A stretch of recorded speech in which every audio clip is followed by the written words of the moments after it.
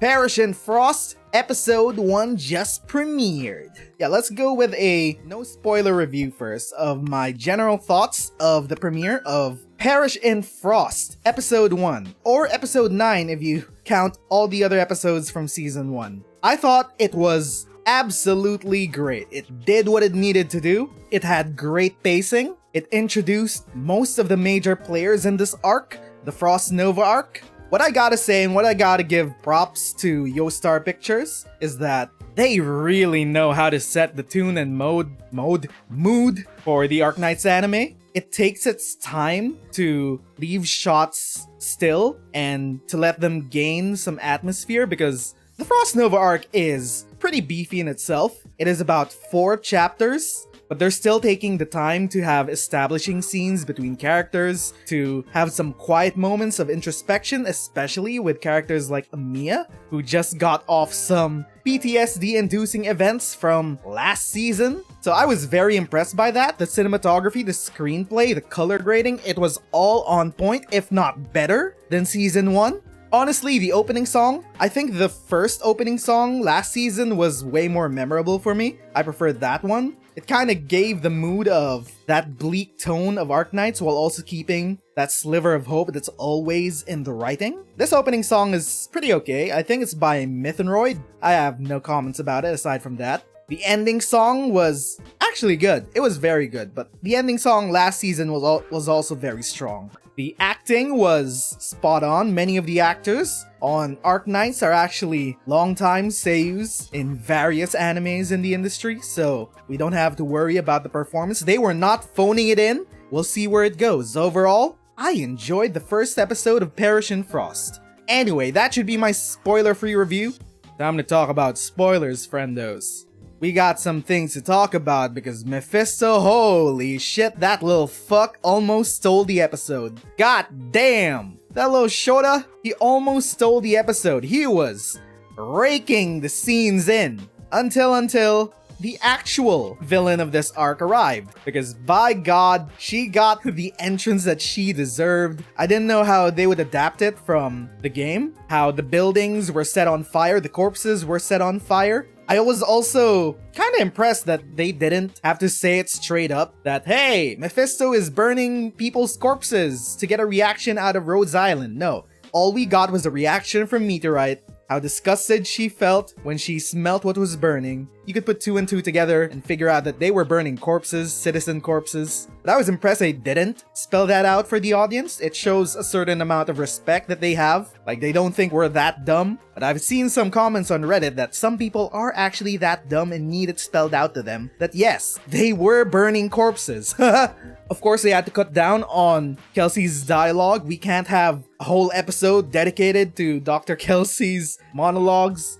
It continued right after the events of last season.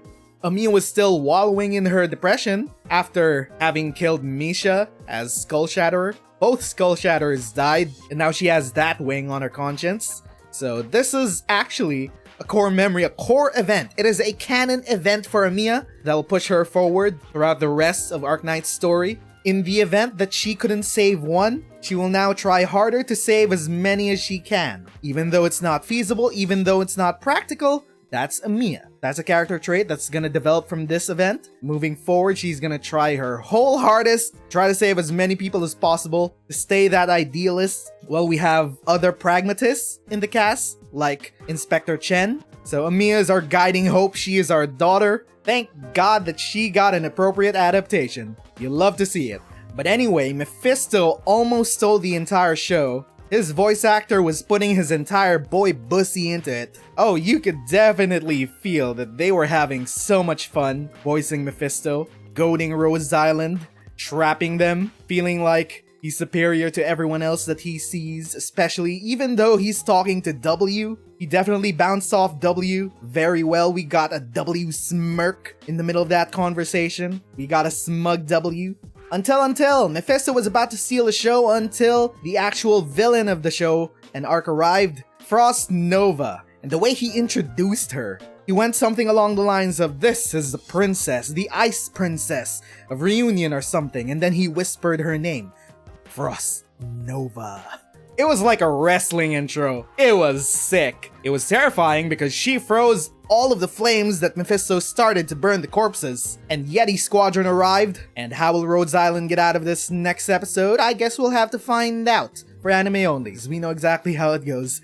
Playing Arknights. Very good episode. It set up our major villain from episode 1, Depression Knights Season 2, off to a great start. I really like the color grading. It's been top notch since Season 1, and it's only gotten better. I could tell from the effects, especially with the rain, and especially the window shots. The window shots really impressed me with the lighting with that. I feel like lighting in anime has gotten only better throughout the years, and the first time I noticed that, it was in SSS Gridman, where the lighting inside the classrooms was so realistic, I swear. That's how my classroom also looked like in high school when we turned the lights off. It's a lot of techniques being applied to modern anime nowadays, including Arknights. I'm very impressed with Yostar's second turnout for their second serialized anime. Very good. Yostar is gonna actually go places. Hopefully we get 6 seasons and a movie with Arknights. 6 seasons and a movie. Or you know, at least 3 to finish off the reunion arc. So yeah, Arknights, Perish in Frost, Episode 1, or Episode 9 if you count everything. I loved it, it was very good. We'll see what happens next episode. Rhodes Island and Frost Nova, Yeti Squad are face to face. How will they get out of this? How will they escape Mephisto and the rest? More importantly, how many more reaction shots will we get of Dr. Kelsey and W? That's the most important part. We need more reaction shots. And that should be it, friendos. I enjoyed it.